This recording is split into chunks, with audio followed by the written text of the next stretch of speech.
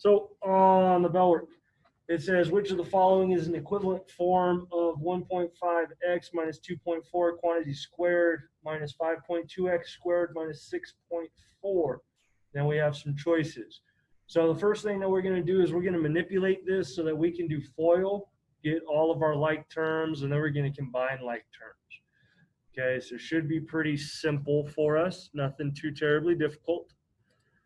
But the first thing we want to do in order to be able to use FOIL, we want to break this into its two individual parts. Since it's the quantity squared, that means that this is saying that it is 1.5x minus 2.4 times 1.5x minus 2.4. So there is where we would use FOIL. Okay, I'm going to use my calculator because I've got a little bit of a fog going on, but hopefully I can pull out of it. So 1.5x times 1.5x gives me 2.25x squared. Okay, now I'm going to have 1.5 times a negative 2.4, which is going to give me a negative 3.6x. Negative 2.4 times 1.5x is going to give me a negative 3.6x. And then negative 2.4 times a negative 2.4 is going to give me a positive 5.76. Now at this point, I've expanded this. I can bring these quantities down. Okay, so that's going to be minus 5.2x squared. And then since that's negative, see how it's minus a negative, this is going to end up really being plus 6.4 because it's minus a negative at the top. Now I can combine my like terms. I have 2.25 and a negative 5.2x squared. So 5.2 minus 2.25 gives me a negative 2.95x squared. Okay, so that takes care of this term. That takes care of this term. My two negative 3.6x are going to combine to be a negative 7.2x. Okay, that takes care of this term. That takes care of this term. And then 5.76 plus 6.4, both positive, is going to give me a plus 12.16. So my correct answer should be C, which is representative of negative 2.95x squared minus 7.2x plus 12.16. Okay, the tricky one, expanding it and doing the FOIL isn't necessarily that difficult. The tricky part comes up here, is you have a minus a negative quantity. So this minus 5.2x squared is minus 5.2x squared. Since it's minus a negative 6.4, you have to add 6.4. Okay, and that's how you get your answer. Or else you would have selected D if you can miscombine these. Other than that, pretty simple, easy question. Nothing too terribly difficult this morning. Thank goodness.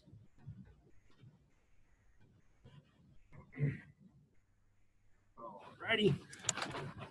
Now I can minimize that. Alrighty. Now we're into our 5-minute check. Just kind of rehashing the stuff that we did last week. I didn't have many questions, so I assume that it went well. So our first one says, find the exact values of the 6 trigonomic functions of theta. Okay, it has theta down here. That means our opposite side is going to be 8. Our adjacent side is going to be 15. But now we have to use the Pythagorean theorem to find out what our hypotenuse is. So Pythagorean theorem states that 8 squared plus 15 squared will give me c squared. 15 squared is 225. 8 squared is 64. We combine those, we get 289 is equal to c squared. We take the square root of both. You'll find that c is equal to 17. Okay, because the square root of 289 is 17. So now we know what our hypotenuse is. We can begin filling out our trig functions. So sine is opposite over the hypotenuse. Our opposite side was 8. Our hypotenuse is 17. So sine is 8/17. That will map to cosecant of theta. If you remember, they're reciprocals. So if sine is 8/17, cosecant is 17/8. Okay, cosine of theta is the adjacent side, which is 15, over the hypotenuse, which is 17. So cosine of theta is 15/17. The reciprocal function of cosine of theta is secant of theta. So since cosine is 17 or 15/17, secant is 17/15. And then you have tangent of theta, which is our opposite side over our adjacent side, so 8/15, which would make cotangent of theta, the reciprocal function, 15/8. So now we would want to go through, find which one corresponds to those. And that will be answer A.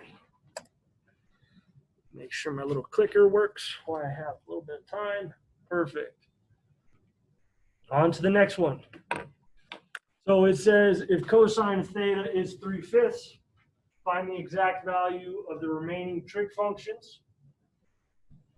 So this one, we want to draw a diagram. We're going to have to use the Pythagorean theorem again to be able to solve it, but this one should come out to be a perfect square again. So real nice and easy on the Pythagorean theorem. So it says cosine is 3/5. Well, cosine is the adjacent side with the hypotenuse. So we know our hypotenuse has to be 5, our adjacent side has to be 3. So we'd use the Pythagorean theorem. So 5 squared is equal to 3 squared plus whatever a squared, whatever variable you want to use. Typically it's ABC. So you have 25 is equal to 9 plus a squared. Subtract 9 from both sides to get 16 is equal to a squared. Take the square root. We find that a is equal to 4. So our opposite side is also equal to 4.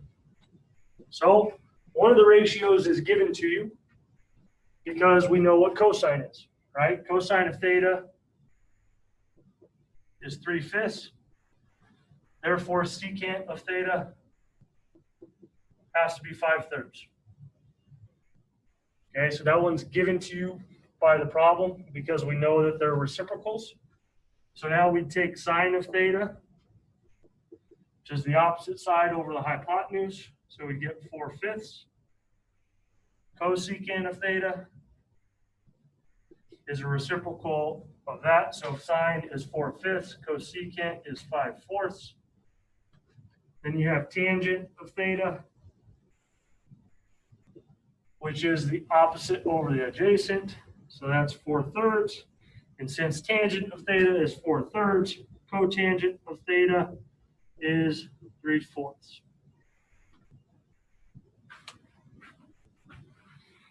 So now we filled out our 6 functions. Once again, we'd want to check and see which one corresponds. It looks like in this case, sine, cosecant, tangent. Looks like it's going to be answer C. Perfect. Okay, and you can see it goes pretty quick once you get familiar with them, but the hardest thing is remembering them. So if you can remember SO, CA, TOA, sine is opposite over hypotenuse, cosine is adjacent over hypotenuse, tangent is opposite over adjacent. Those give you your 3 main ones, and then we can flip those to get our reciprocals, okay, to make ourselves faster. So it says solve triangle ABC, round the side lengths to the nearest tenth, and the angle measures to the nearest degree. So here This question can be solved multiple ways. Multiple ways. But the first thing that I'm going to do is I'm going to find my other angle. Okay? So I have a 59-degree angle up at the top here. And I have a 90-degree angle. So the definition of a triangle says that all of these angles added up is going to equal 180. So if I take 180 minus 90, which cancels out this angle, minus 59, that is going to give me this angle. Okay? So I have to find out what that is. It looks like it's going to be 21 off the top of my head, but we'll see. So 180 minus 90. 180 minus 90 minus 59, 31. So this angle down here is 31 degrees. Okay, and that comes from the definition of a right triangle. So from this, I can eliminate one of my answer choices. Right? I can eliminate answer C because this angle has to be 31 degrees. But now I need to figure out the sides. Okay? So to find out side C here,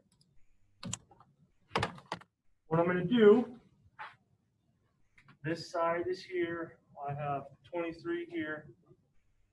I have A there.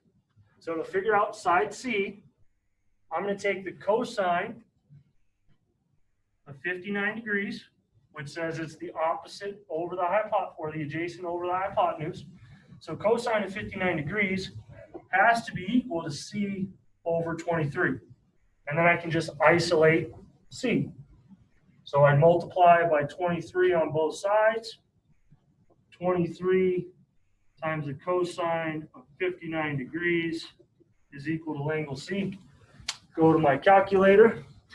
And I showed you this calculator a little bit later. I found it after the lecture. But you'll get to see me use it real quick. That's pretty simple. It functions just like any other calculator. You guys should be able to see it now. The key is I want to be in degrees. Okay? So I have the cosine 59 degrees times 23, and that is equal to 11.84. So C is equal to 11.8.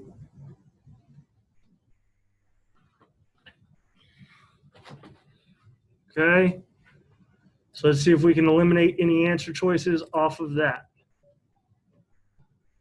Okay, looks like I can eliminate 2.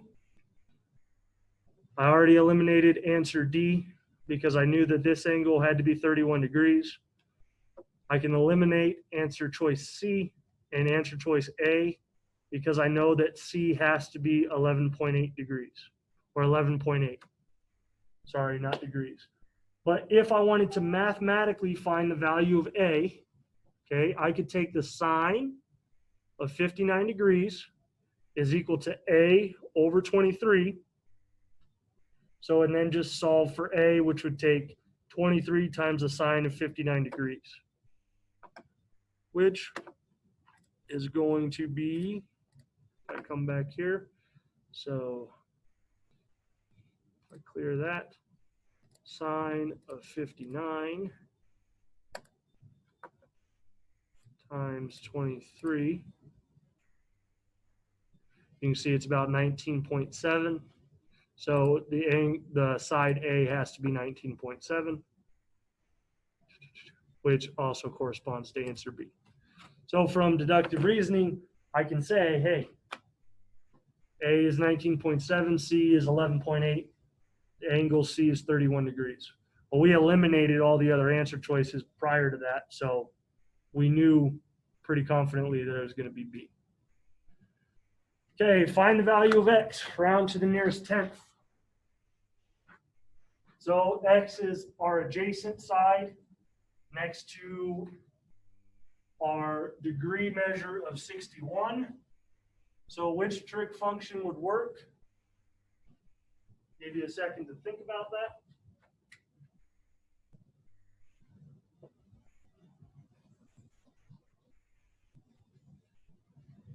So 61, x, and 18. So you have the adjacent side and the hypotenuse. So this would correspond to cosine, right? It would have to be cosine. So that is saying that the cosine, 61 degrees, is equal to x over 18. Yep. And then I would isolate x by multiplying by 18 on both sides. So 18 times the cosine of 61 is equal to x. Then I'd plug that into my calculator.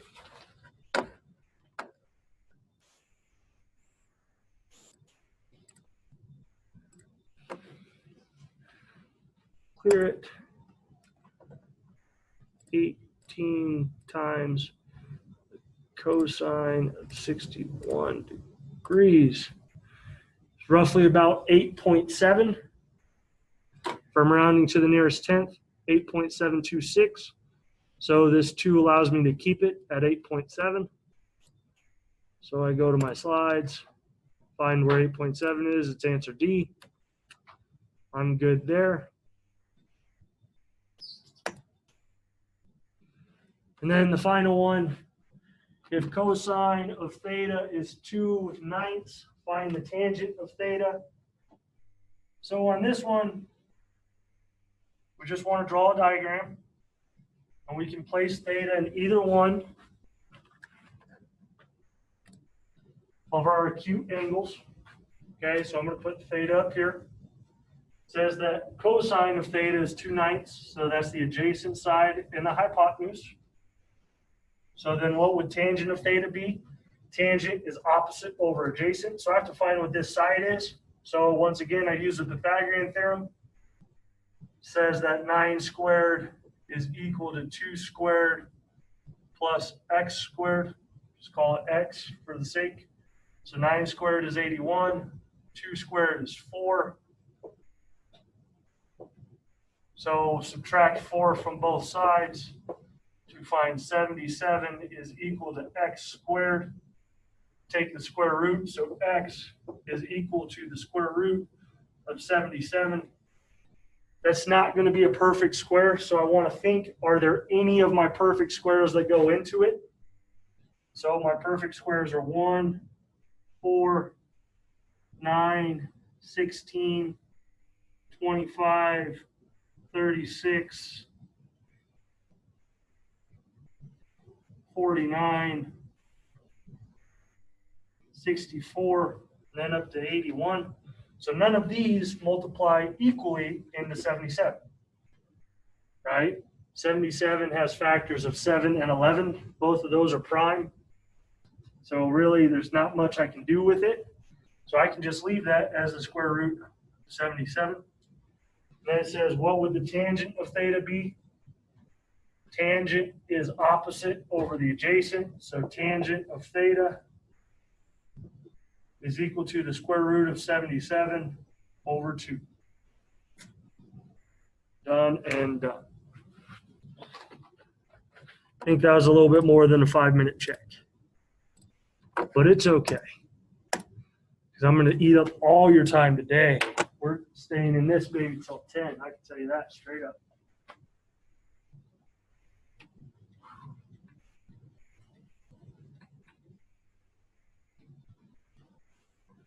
All right.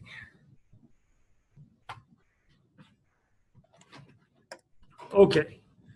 So here's what we did last week. We used measures of the acute angles and triangles given degrees, and we found there's 6 trigonomic functions for each angle theta. Okay, but we were focused on the acute ones. Now what we're going to do is we're going to convert degree measures to degree measures of angles to radian measures, and vice versa. Okay, and then we're also going to use angle measures to solve real world problems. Okay, some of the things that we're going to be talking about show up in your vocabulary. You have the vertex, which is the point of the vertex of the angle. Okay, this all starts at the initial side, and then you have the terminal side, standard position, and radian. So before we get too far into it, what it's talking about when we're saying initial and terminal side. Okay, we're going to draw these angles on what looks like an XY plane. Okay, where you would assume the positive x-axis is, so from the origin to the right, this is what's known as your initial side. Okay, and that's the positive x-axis. Just to give you a location. Okay, from here, you have the terminal side, which will make up the other portion of our angle. So it could be here. Okay, this would be a positive angle. Okay, if it's rotating up, with this being the terminal side.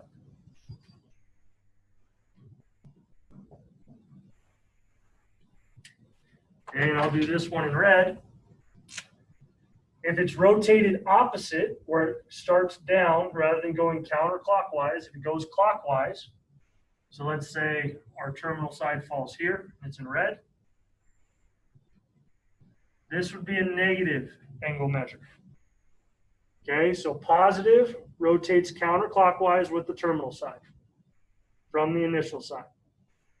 Negative angle measures rotate clockwise from the initial side with the terminal side. Okay, with the vertex being here. This allows you to do is it allows you to take the cosine, sine, and tangent of multiple angles that are not acute. Okay, so we'll be able to find what, or going into section 4.3, we will go into where we were finding angle measures and sine, cosine, and theta of like 180 degrees, 135 degrees, that type of stuff. But it's all centered around the initial side being the positive x-axis. The terminal side is the side that rotates. If it rotates counterclockwise, you have a positive angle. If it rotates clockwise, you have a negative angle. And on my diagram, the negative angle is the red, where the positive angle is still in that, I don't know if you call that blue or purple. Okay, then you have radians. So this allows us to make radians are basically portions of a radius. In geometry, you found that the circumference of a circle is equivalent to 2 pi times the radius, right? And that's what makes that entire circle. So since we know that the entire circle is 2 pi, we can measure pieces of that circle using the radius. Okay, and you have like 180 degrees, 360 degrees, 270 degrees, and those will be issued into radians. You have coterminal angles. So I go back to my diagram here. A coterminal angle is an angle that rotates all the way around and falls back upon the terminal side. Okay, so for instance, if this is 30 degrees here, just call it that. In order for me to wrap all the way around, I'd have to go 90, 180, 270, 360, plus 30 to equal back and land on that terminal side. So 30 degrees and 390 degrees are coterminal.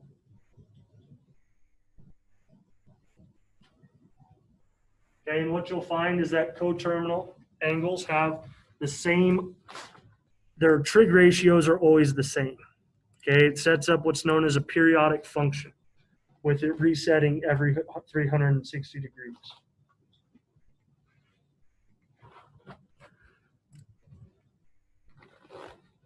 The next thing that we're going to calculate is linear speed. Okay, this is like speed of a straight line or speed of a distance. Then you have angular speed. Those two are almost the same thing, but it kind of makes it a little bit tougher because you have to find the angular speed is like how your car tracks on the speedometer. Okay, there's a measure within the axle that determines how many rotations it makes per second. And then that's how you find your linear speed, which is miles per hour. So linear speed is your straight line speed. Angular speed is how fast your tire is rotating. Then you have a sector. It'd be a sector of a circle. It just means a piece of a circle. And we're going to find the area of that. But the first thing that we're going to do is we're going to convert between decimal, minutes, and seconds in decimal degree form. Okay, so decimal, minutes, seconds, and decimal degree form. So we have 329.125 degrees. Okay, this is what's known as decimal degree form. Okay, how the problem is written right now. What we're going to do, we're going to convert that into decimals, minutes, and seconds. Okay, so to help you kind of relate, you can think of a decimal as kind of like an hour. So just like a clock works, there are 60 seconds in 1 minute. Okay, there are 60 minutes in 1 degree. Sorry, I don't know why I wrote decimal on the top. It's degree, minutes, seconds. Dang it. Okay, so degrees would be like your hour. Then you have minutes, and you have seconds. Okay, so there are 3,600 seconds in 1 degree. And that's just like an hour. There's 3,600 seconds in an hour. There's 60 seconds in a minute, and there's 60 minutes in a degree. Okay, so what we do when you're coming from this form to degrees, minutes, and seconds, we're going to look to multiply. Okay, we want to multiply. Okay, and what we're going to multiply is whatever is in the decimal form. We don't really touch degrees here. Okay, because this is already set up. They're 1 to 1. We know that this is going to have 321. So the first thing we have to do is we have to convert this, or this 0.125, into minutes. Okay, so we're going to take 0.125 times 60. Okay, we're going to multiply. 60 times 0.125 is equal to 7.5.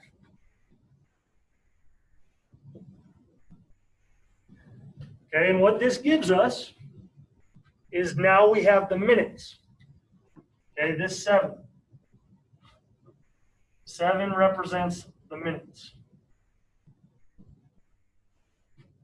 Okay, but now to get it to seconds, we have to take this 0.5 times 60 again. So 0.5 times 60, that's going to give you 30. And that's going to equal your seconds. Okay, so this could be rewritten, this 39.125 degrees, can be written into 30 or 329 degrees, 7 minutes, 30 seconds. And your abbreviations still stay. So seconds is abbreviated with 2 apostrophes, minutes is abbreviated with 1, degrees has the degree sign. Okay, so you can see when we're going from decimal degree to DMS form, we're multiplying. Okay, so now you get the books version, basically the same thing. So first convert 0.125 degrees into minutes and seconds. So they multiply by 60. Okay, because 1 degree equals 60 minutes. So once they multiply that, they get 7.5, right? So this represents 329 degrees plus 7.5 minutes. But now we have to get that portion of the minute, and we have to break that down into seconds. Okay, so that's what required us to multiply again by 60. Okay, so 0.5 times 60 gives you 30. So we have 329 degrees, 7 minutes, and 30 seconds. Okay, so it can be rewritten as 329 degrees, 7 minutes, 30 seconds. So when you're going from decimal degree to DMS, we multiply. Okay, we're multiplying straight across.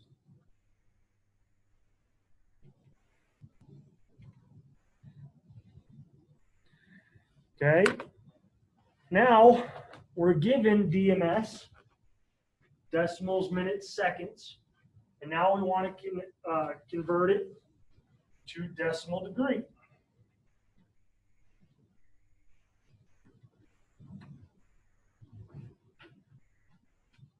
So when you're going between DMS to decimal degree, wow, it would help if I could write right now. We're going to look to divide. Okay, and once again, we're not going to touch the degrees very much because degrees are 1 to 1. So we have 35 degrees, 12 minutes, 7 seconds. Okay, but the key is we want to convert all of these into degree. So like I said earlier, there's 3,600 seconds in a degree. So what we must do to convert seconds to degree is we have to divide by 3,600. So our 7 here, we can take 7 divided by 3,600.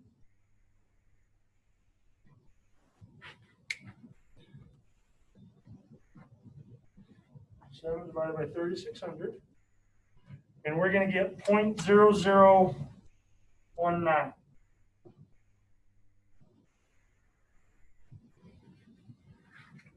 Okay.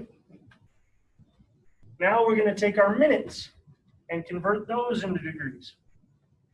So there's 3,600 seconds in a degree. There's 60 minutes in a degree. So we're going to take 12 divided by 60.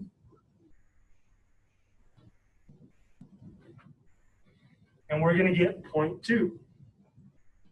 Okay, and then we're going to combine all of these. So at the end, we're going to have 35 plus 0.2 plus 0.0019. Okay, so combine that all together, you get 35.2019.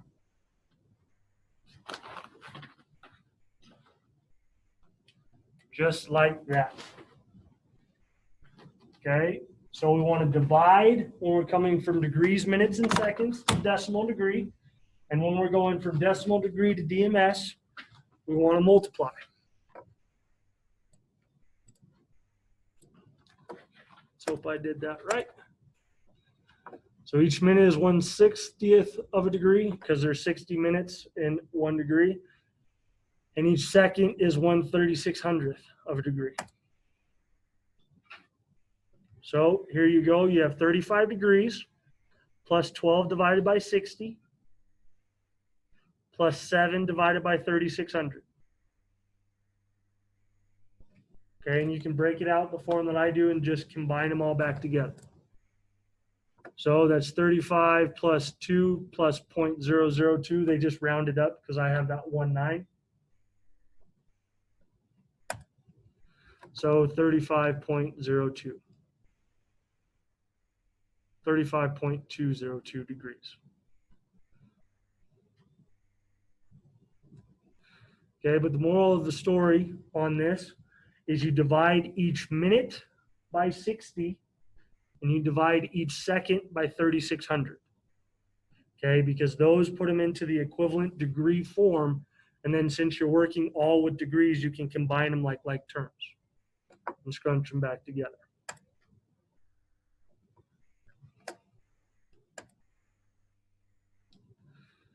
Okay, so write 141.275 in DMS form. So we're coming from decimal degree to DMS, so we want to multiply. So 141.275 degrees. And remember, we're only going to multiply what's to the right of the decimal. Okay, so 0.275 times 60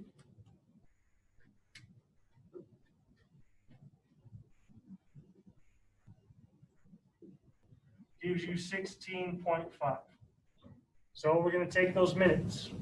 Okay, but now we have to take this 0.5 and we're going to multiply that by 60 to give us our seconds, and we're going to get 30. So this in DMS form will be 141 degrees, 16 minutes, 30 seconds.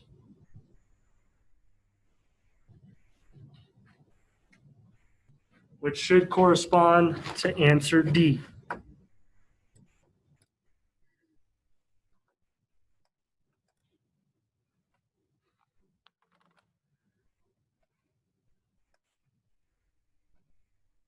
Okay, now here we get into the harder.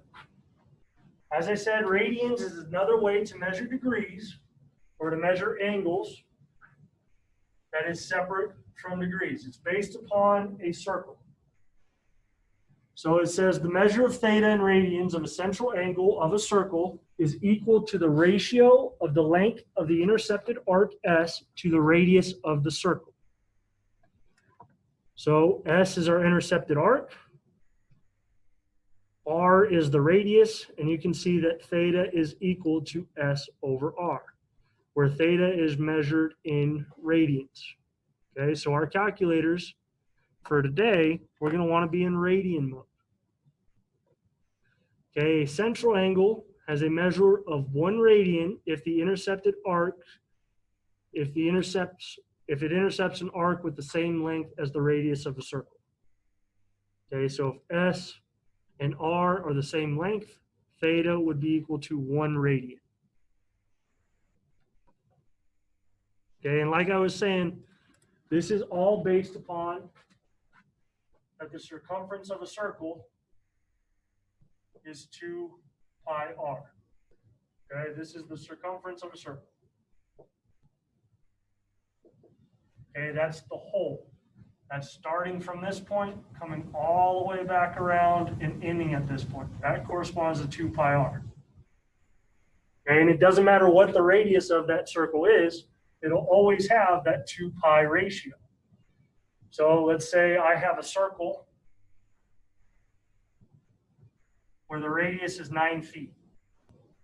Okay, the circumference of that circle would be 2 times pi times r, or roughly, I think it's about 55 feet, something like that, off the top of my head, because pi is the constant of 3.14, so that's really 6.28 times 9, roughly about 55 feet. Okay, it's all centered around here.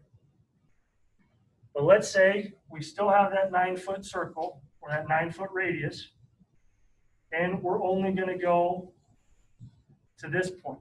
We don't go all the way around. Okay, so that's about a quarter of it. That's about 90 degrees. So this, to find the intercepted arc, would be pi over 2 times 9. Okay, with this being the measure of this central angle. Okay, so you use the pieces of the circle to measure the angle. pi over 2. Okay, but that's the method of thinking that we're have to be looking at. We're measuring angles by how much that intercepted arc would be if there was like a streamer or something attached to the terminal side of the angle. Okay, so once again, where R is right here, this is what's known as the initial side. This is what's known as the terminal side. You can imagine a piece of string. We're measuring this angle by this distance, by the distance of S. Okay, it's beneficial, especially if you look at like architecture. If you're building an arc, you can know exactly how long that needs to be. Okay,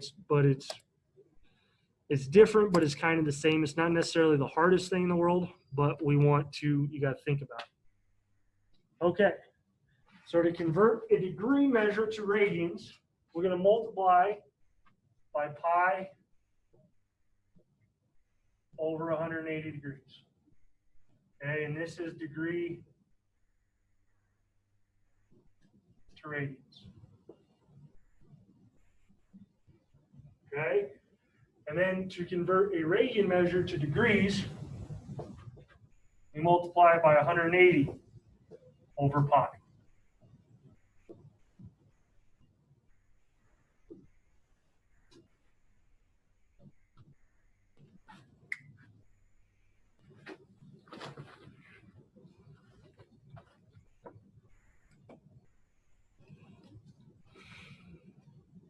And then we'll simplify, but you'll see those.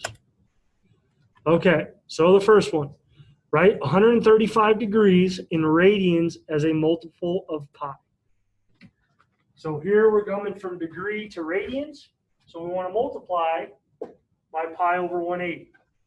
So we would take 135 over 1 times pi over 180. And we'd end up with 135 pi over 180. Problem is, those can be simplified. Okay, 135 and 180 are both measures of 45 degrees. Like 45 goes into 135 3 times. And then 45 goes into 180 4 times. So this radian measure simplified is 3 pi over 4.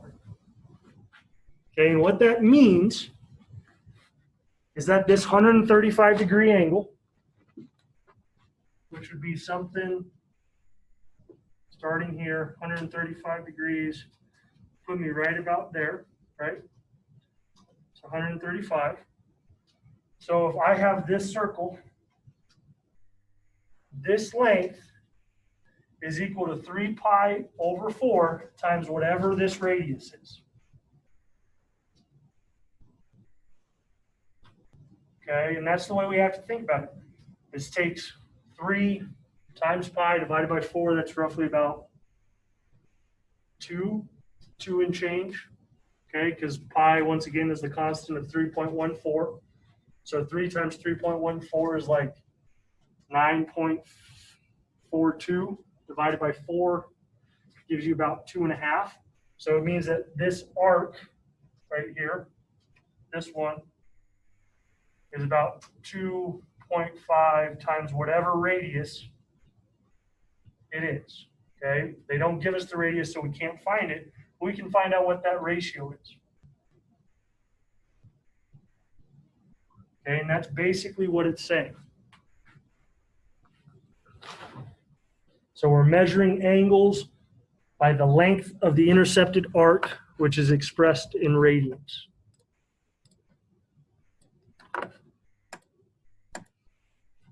So 135 is equal to 135 times pi over 180.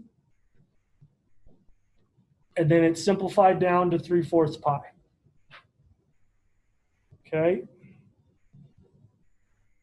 And you'll find a couple things that could be useful to you if you think about it. let's say they wanted us to convert a 180-degree angle. So if we were to convert 180, help if I could write, to radians, once again, we'd multiply 180 over 1 times pi over 180, and we would end up with just pi, 1 times pi, because our 180 and 180 would simplify down to 1. So pi in radians is equal to 180 degrees. 2 pi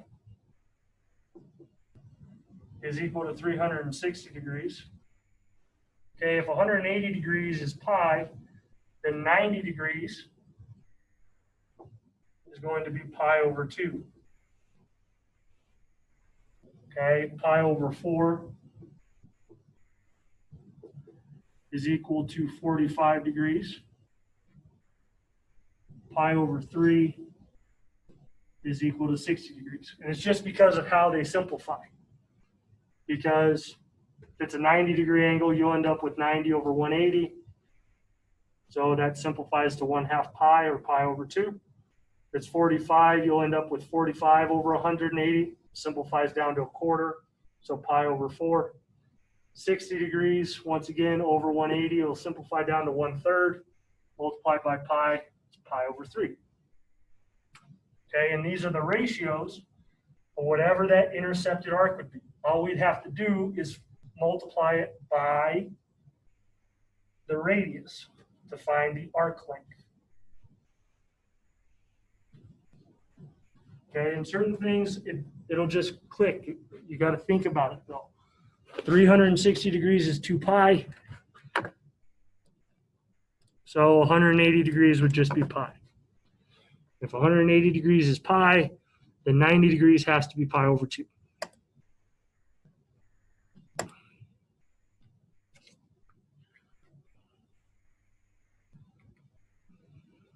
Okay, so write negative 30 degrees in radians as a multiple of pi.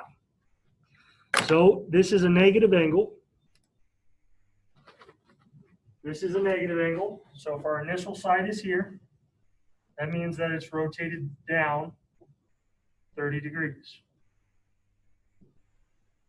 Okay, it's rotated counterclockwise.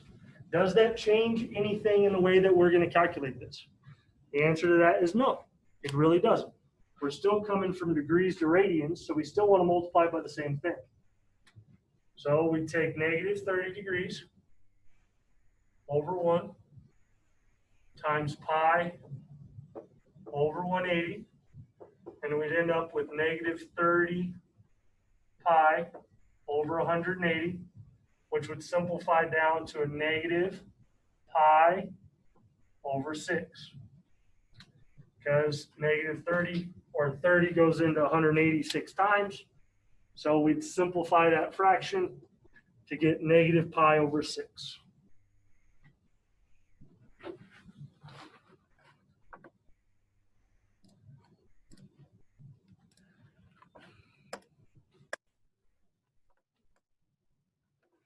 So they multiply. I always express it 30 over 1. That way it's just, they're equivalent. It's just so I remember that I just leave the denominator.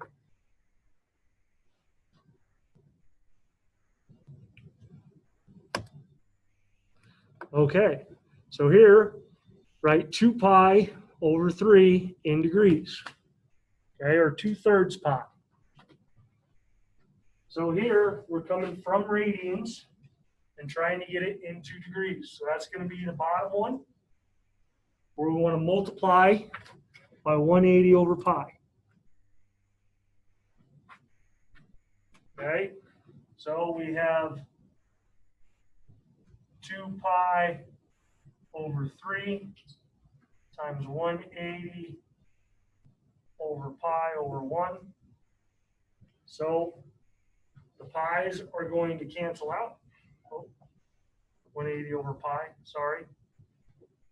The pi's are going to end up canceling out, so we're really not thinking about those. 2 times 180 is 360. 3 times 1 is just 3, so 360 divided by 3 is equal to 120.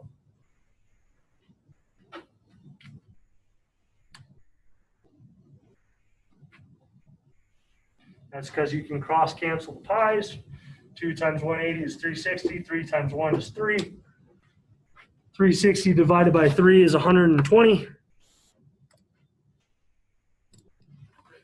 Or if, like I was saying, pi over 3 is 60 degrees, and I have 2 of those, so 2 times 60 is 120. So there's multiple different ways you can think about this in order to get the same answer.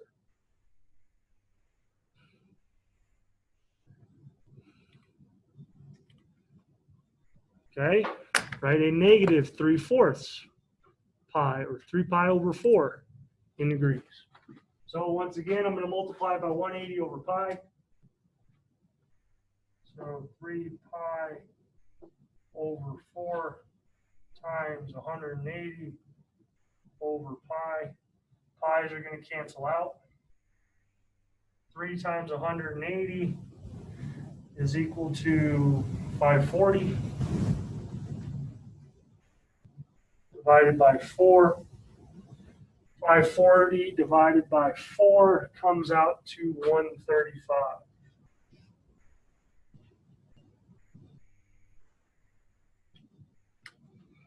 As a negative.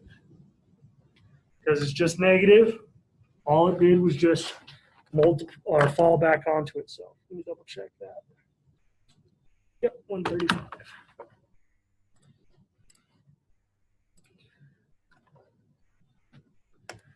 Okay, and if you can't do this all in your head, you can do it on a calculator. Okay.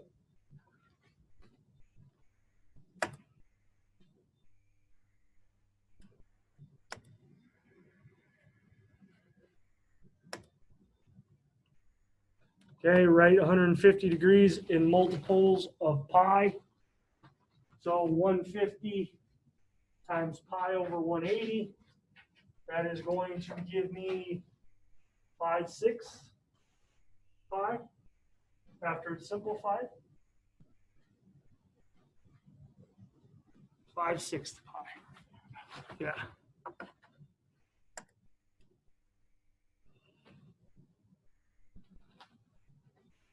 Okay, and once again, that's after it's simplified. Okay, coterminal angles. So if alpha is the degree of the measure of an angle, then all angles measuring alpha plus 360 n degrees, where n is an integer, are coterminal. So in other words, for degrees in radians, when we're finding coterminal angles, right, and I'll draw my initial side in red or my terminal side in red. So this is my angle. A coterminal angle is one that rotates all the way around and then comes back. So like if this was 30 degrees, if I add 360 degrees, which is starting here, going all the way around, completing a whole nother circle, I'm going to get 390 degrees. Okay. And then if I add another 360, which means I go all the way around again, I would get plus 360 would give me what? 750?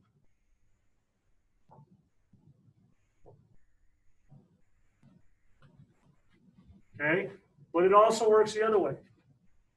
I could come from 30 and subtract 360, which would make me go the complete opposite way and end up with a negative 330 degrees. Okay, 390, 750, 330 are all coterminal angles with 30 degrees. That is because their terminal side lands where the terminal side of 30 degrees is. Okay, we're just creating circles around it. Okay, does that make sense?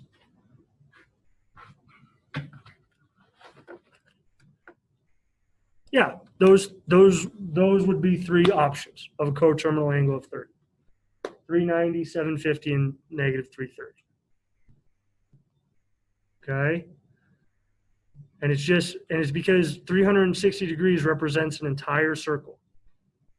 So if I'm facing this way, right, and I spin 360 degrees, I end up facing you again. Okay, or if I'm kind of cocked off this way and I spin 360 degrees, I end up back this way. Okay, and that's what you want to think about when you're finding coterminal angles. In radians, if alpha is the radian measure of an angle, then all angles measure in alpha plus 2 pi n, where n is an integer, are coterminal with alpha. So it's saying the same thing, just instead of using degrees, we're using radians. So 2 pi represents the circumference of a circle. So if I'm facing this way and I add 2 pi, I end up back here, right? Okay, if I add 4 pi, that's me taking 2 circles. And that would be equivalent to adding 720 degrees. When you're thinking about coterminal sides, you want to end up where you started. So you have to complete that full circle. Okay, and you could turn this way, which would represent a negative angle, or you could turn this way, which would represent a positive angle.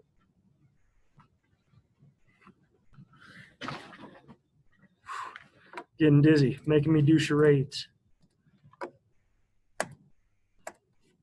All right, so identify all angles that are coterminal with 80 degrees, then find and draw one positive and one negative angle that is coterminal with 80 degrees. So first, let's draw our 80-degree angle.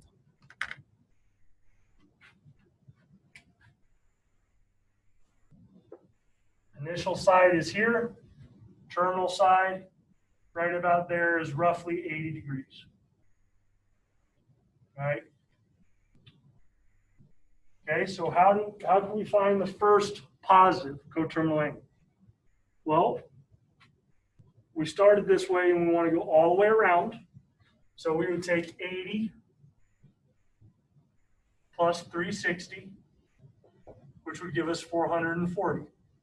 Okay, what that represents is going all the way around 360 back to 80.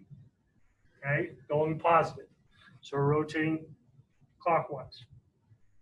Okay, hopefully you guys can see my green marker. Not very well. This one any better? You guys see those green dots?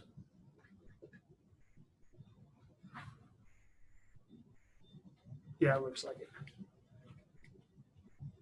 Okay, so now what negative angle could be there? Okay, so if we take 80 minus 360, which is working a circle the other way, we're going to get a negative 280 degrees. Okay, so that's starting here, coming down, working all the way around back there.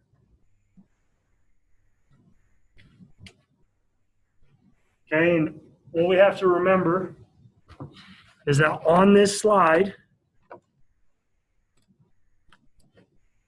if I go back to it, that n just represents the integer of how many rotations you make. So if it was 1, it would be 360, you could be 720.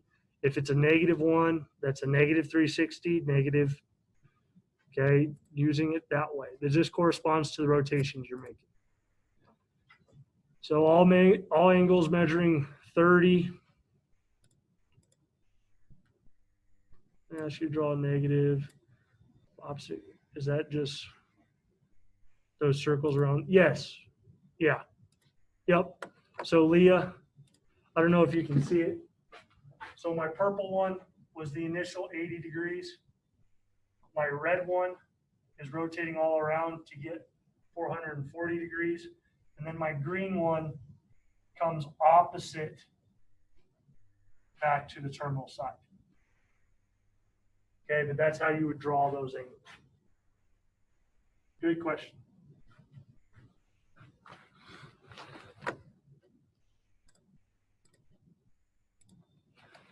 So all angles measuring 80 degrees plus 360 in are coterminal with an 80-degree angle. So let n be 1 and -1. So you end up with 80 plus 360 is 440. You can see there's the 80-degree, and then there's the 440-degree one, how it completes a full circle and then goes 80 more degrees. And then 80 plus 360 times -1 is a -80. So here's my 80. There's my -280.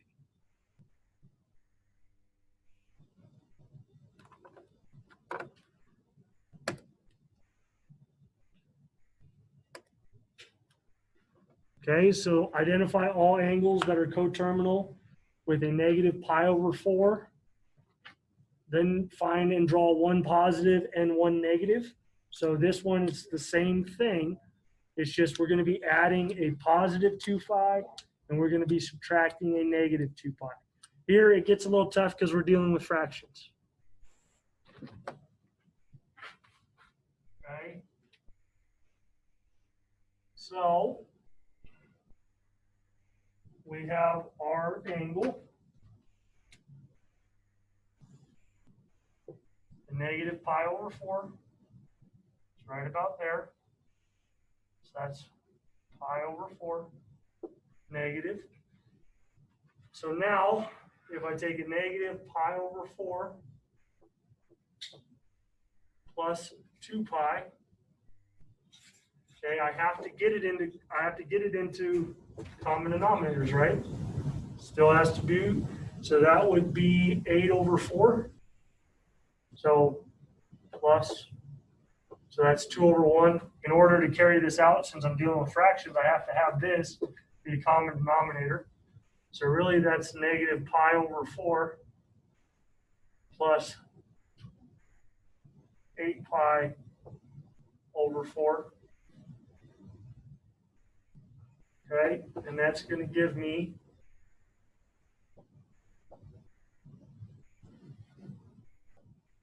7 pi/4. And that's representative starting from here, coming all the way around.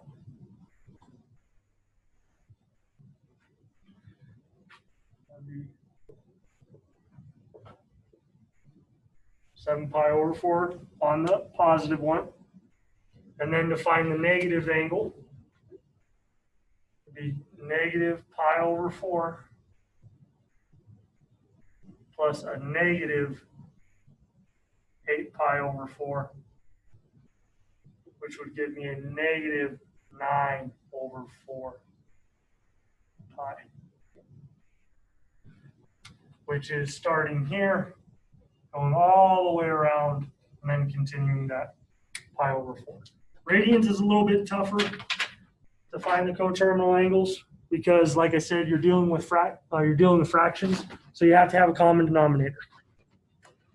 8 pi/4 is the common denominator because it starts out with 2 pi. So here, I really wanted to take -π/4 plus 2 pi, but they don't have common denominators, so I have to adjust this so that my denominators are the same. Okay, you have to have the common denominator there. So that's how I got 8 pi/4, because that's 2 pi with a common denominator of 4. So all angles measuring plus 2 pi n are coterminal. Let n equal 1 and -1. So here, to do this addition, you have to have the common denominator of 4. So you multiply both by 4 because you're dealing with fractions. So 7/4 pi, and then -9/4 pi. Representative making a whole circle, coming back.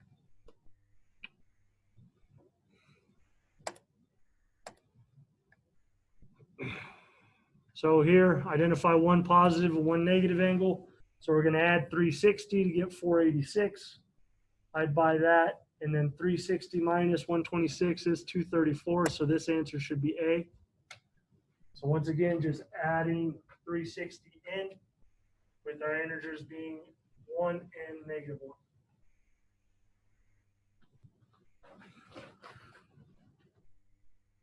1. $940. Okay, arc length. So if pi is the central angle of the radius, then the length of the intercepted arc is S, given by S equals the radius times theta, where theta is measured in radians. Okay, so it's finding the value of S, which is basically the key of how we're measuring the angles. With the ratio, we just have to multiply it by the radius. So find the arc length of the intercepted arc in a circle with a central angle measure of pi over 3 and a radius of 4 inches. Okay, so the equation that I'm going to give you is S, which is the arc length, which is what it's asking for, is equal to theta times the radius, where theta is the angle measured in radians, and r is the radius of the circle. And it has to be measured in radians. So in this case, we have a central angle of pi over 3 and a radius of 4 inches. Okay, so we're going to multiply those. And I end up with 4 times pi divided by 3. Now I would go to my calculator.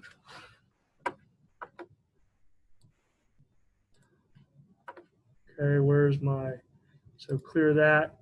4 times pi, oh, clear that.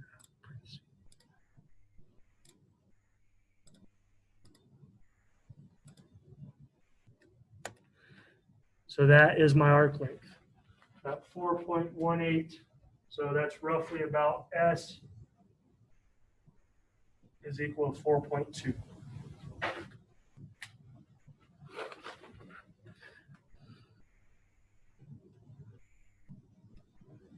Oh, I didn't share my screen for that.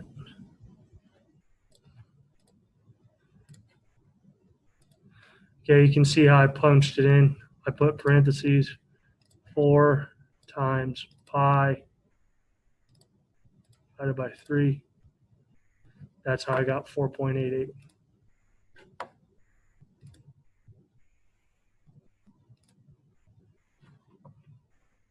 Yeah, it would be in inches because the radius was given to me in inches.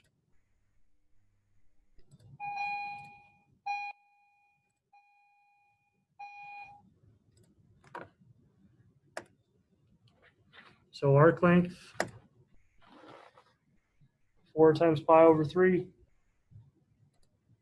It's going to be 4 pi over 3.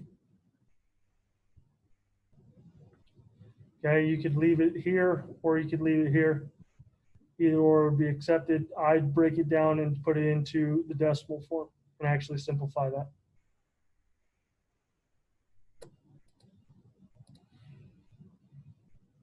Okay, find the length of the intercepted arc in a circle with a central angle measure of 125 degrees and a radius of 7 centimeters, round to the nearest 10. So this one, first, we have to convert that angle to radians. Okay, so we have to multiply by pi over 180, and that's going to give me 3/4 pi.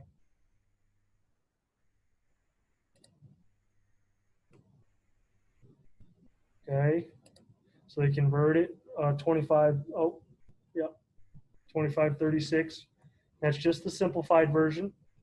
So that's the central angle measured in radians. And then we have to substitute, and then we have to multiply that by 7. 7 over 1, so that's 175 pi divided by 36. And then we'd simplify it. So if it's given to you in degrees, we have to get it to radians first before we can multiply it by the radius. Okay, this method 2 they just combine everything at the top. I would do it the first method, and then you'll find that your answer is about 5.3. That's from taking 175 times pi divided by 36.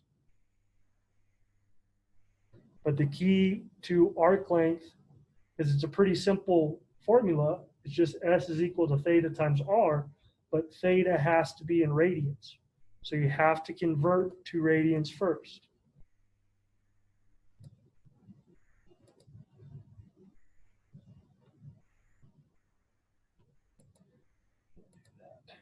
Okay, so linear and angular speed. Suppose an object moves at a constant speed along a circular path of radius r. If S is the arc length traveled by the object during time t, then the object's linear speed is given by v is equal to S divided by t, or the arc length divided by time. So this is linear speed. V is equal to S over t. Okay, angular speed.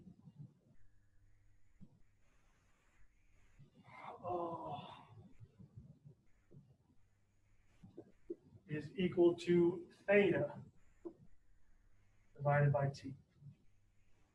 Okay, so if theta is the angle of rotation in radians, that's a key thing, it has to be in radians, through which the object moves during time t, then the angular speed of the object is given by theta divided by time. So essentially, you're taking linear speed, which is the arc length, which would be S divided by the time. So we have to find the arc length first. And then for angular speed, you're taking the theta divided by time. Okay? So a typical vinyl record has a diameter of 30 centimeters when played on a turntable.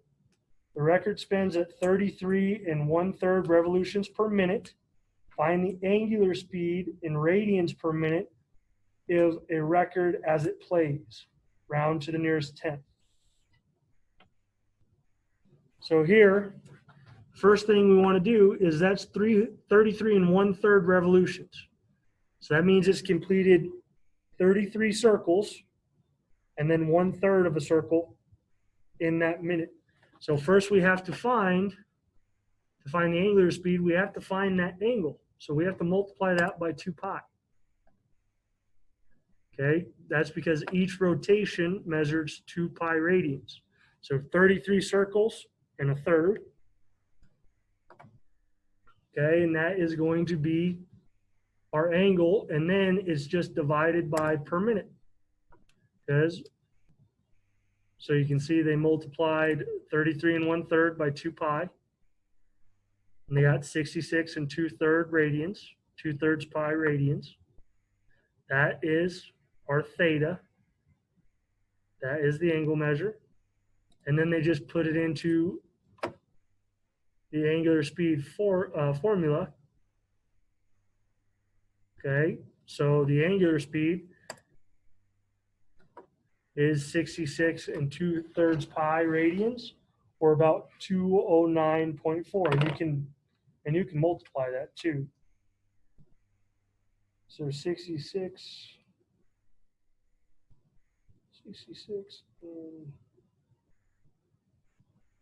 plus 2 divided by 3.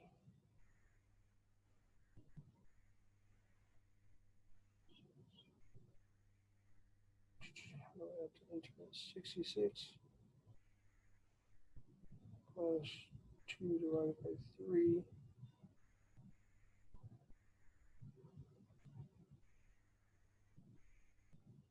Yep. And you can plug that into the calculator this way to get it and actually convert it. So you just got to be real good with your parentheses. So it'd be 6.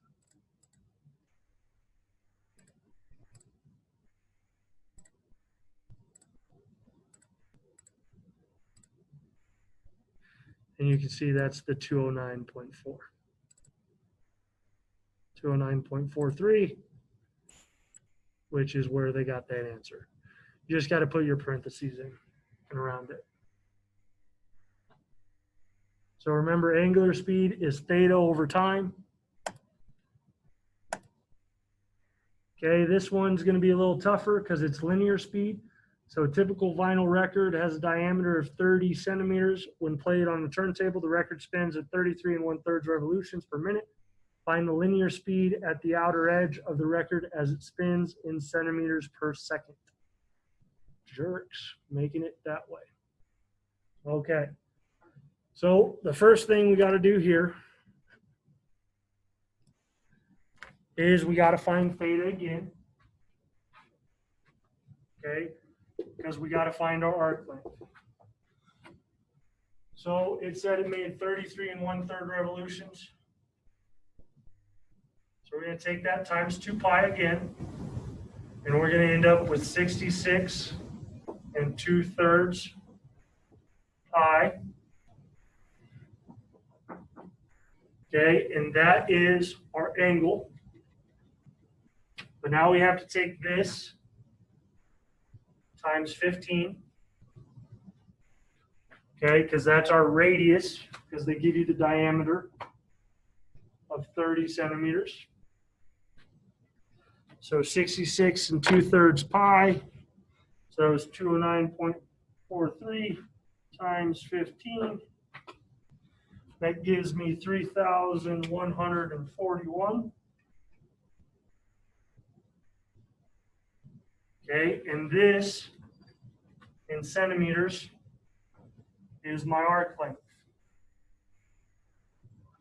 Okay, so I took the revolutions, I multiplied it by 2 pi to find my theta. Then I multiply it by 15 to find my radius, or to find my arc length, because 15 is my radius. And then here, it's v equals s over t. So v, velocity, my arc length is 3,141 centimeters. Okay, and the time that they want is 60. I'm going to divide by 60 because it's per second, and they gave it to me in minutes. So 341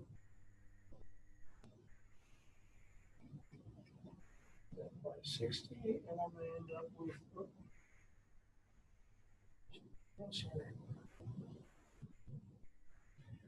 to end up with, about 52.4 centimeters per second.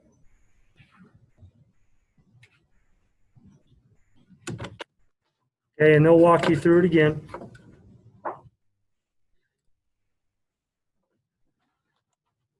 Okay.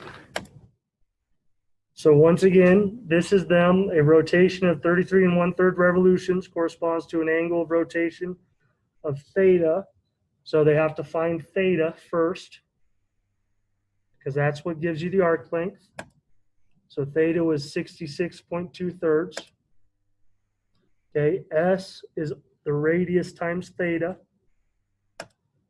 So 15 was our radius times 66 2/3 centimeters. Okay, and that's per minute.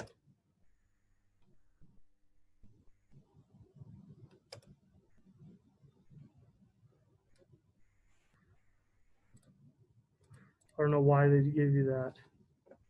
They just multiplied 66 times 66 2/3, but that 1,000 pi centimeters is equal to this 1,141 centimeters. Those are equivalent.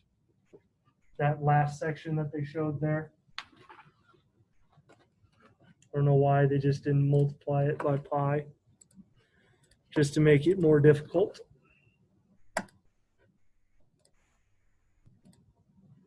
As in centimeters, they divide by 60. That's how they ended up with 52.4. But the hard part with linear speed is it's the arc length. Okay, angular speed is just theta.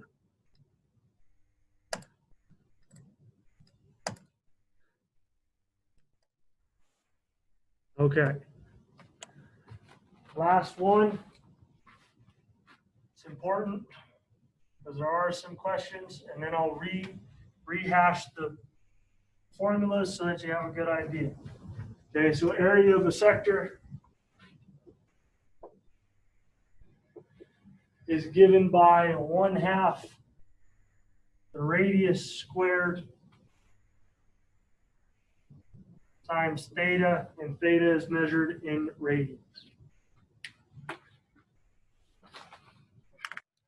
So if it's given to you in degrees, we gotta, but this should just be plug and play. Okay, so we have 3/4 or 3 pi over 4 as our theta.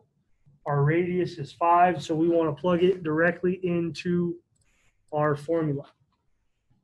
So area of a sector is 1/2 times r squared times theta.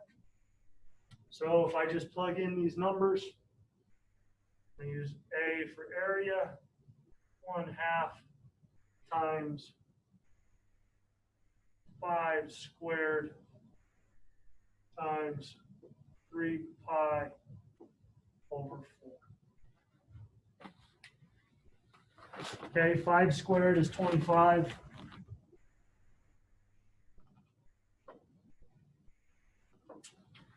So I can do all that. So I'm here, clear. Make sure I'm in radians. So I get 0.5 times 25. Get out of here. What do you mean I can't? Get out of there, error message. Why are you doing that?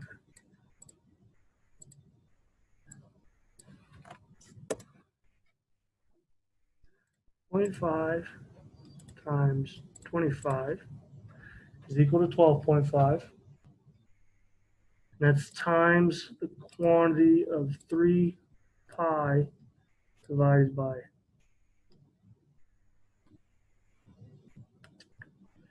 Let me just delete that one.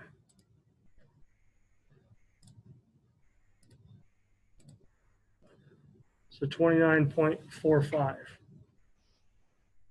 And that's from 1/2 times 25 times 3 times pi divided by 4. So you can see the hardest part about that was just plugging it in into the calculator.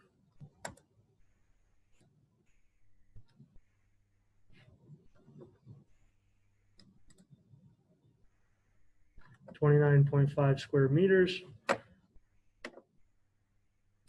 And that's what we ended on here. So you can see the way that I had to plug it in, 0.5 times 25 times 3 times the times pi divided by 4. I put those in parentheses. That way it made sure that it worked. You can also just simplify what you can beforehand and then multiply. You can see we ended up with about 29.5. Okay, 2-minute recap. More or less your formulas, the important ones. Okay, arc length. Okay, arc length is your angle measured in radians times the radius. Okay, linear speed is equal to the arc length divided by the time. Angular speed is equal to theta divided by the time, where theta is measured in radians. And the area of a circle or area of a sector is equal to 1/2 r squared times theta. Once again, theta is measured in radians. Remember, from decimal degree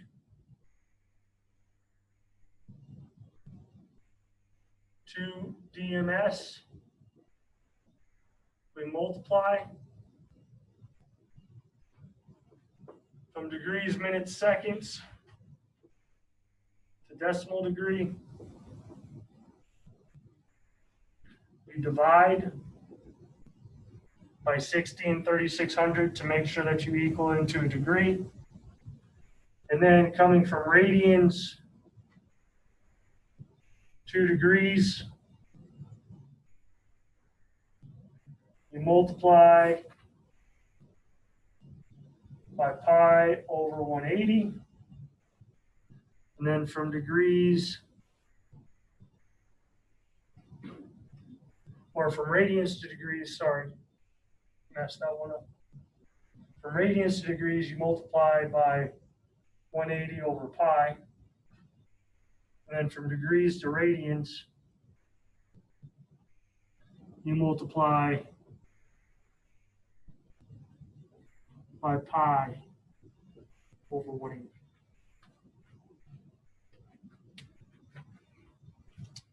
Done and done. All right, it's 10 o'clock.